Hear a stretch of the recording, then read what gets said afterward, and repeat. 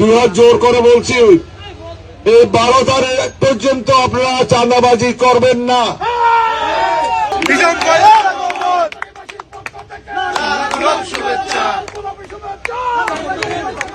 এই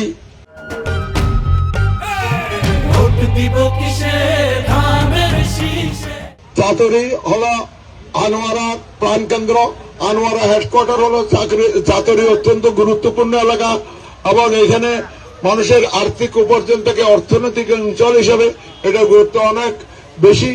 এবং এখানে একটা জিনিস আমি আজকে কিছুক্ষণ আগে আরেকটা অফিস উদ্বোধন করার সময় বলেছি, এখানে ভীষণভাবে চাঁদাবাজি নৈরাজ্য সন্ত্রাস চলছে।